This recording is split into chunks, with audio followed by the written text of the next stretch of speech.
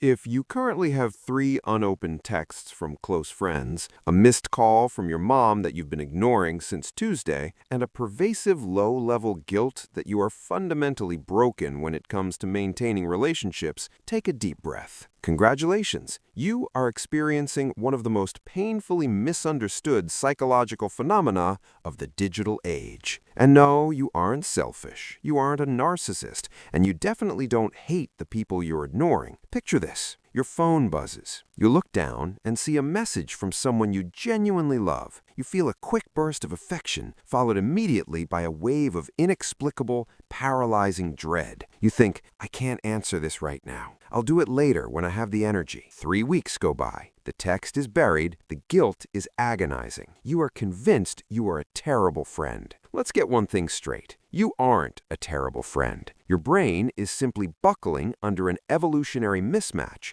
and your nervous system is actively trying to protect you from a threat that nobody else seems to notice. Let me break down what is really happening in that beautiful, overwhelmed brain of yours. Number 1, your brain registers digital access as a continuous threat. For 99.9% of human history, social interaction was strictly physical and deeply contextual. You engaged with your tribe, and then you went to your cave and experienced silence. Today, you carry a device in your pocket that gives 500 different people unrestricted 24/7 access to your immediate attention. Psychologists refer to this as cognitive overload. Every unread message, ping, and notification isn't just a friendly hello. To your brain, it is an open loop. It's a demand on your executive function. When you look at that text, your nervous system doesn't just see a message, it sees a task. And if your internal battery is already drained from navigating daily survival, your brain treats that text like a predator. It triggers an avoidance response. You aren't ghosting your friend.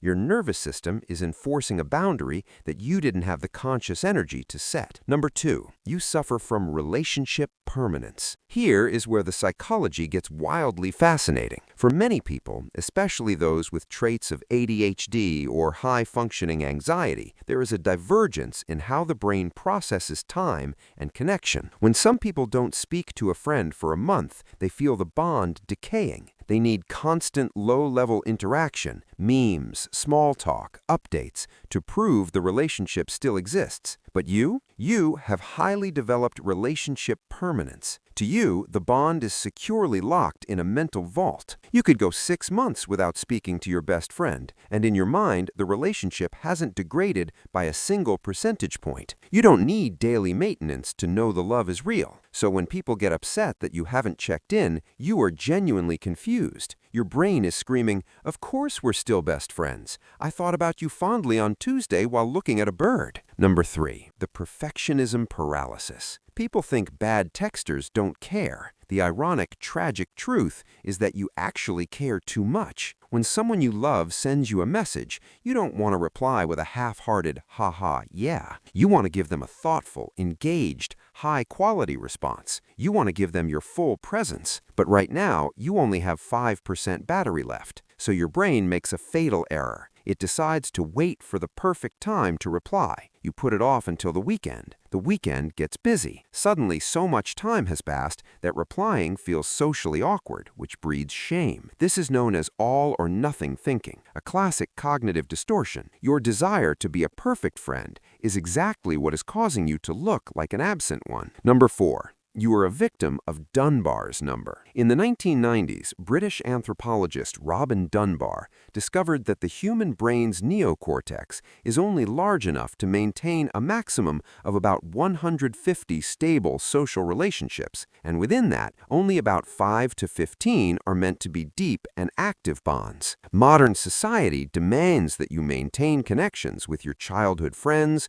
your college roommates, your current coworkers, your family, and people you met at a networking event 3 years ago. It is biologically impossible. Your brain's RAM is completely full. Your inability to keep in touch isn't a character flaw. It is a hardware limitation. You are trying to run a 2026 operating system on evolutionary hardware built for a tiny hunter-gatherer village. And finally, number 5, your friendship is low maintenance but high impact. Society has equated constant communication with care, but you know the truth. Small talk exhausts you, and surface-level check-ins feel like chewing on aluminum. You don't want to text about the weather, but if that same friend calls you at 3 a.m. because their life is falling apart, you're the first one in the car. You don't do superficial maintenance, but you excel in the trenches. You're a low-maintenance, high-loyalty friend. You pick up right where you left off, whether it's been 2 days or 2 years,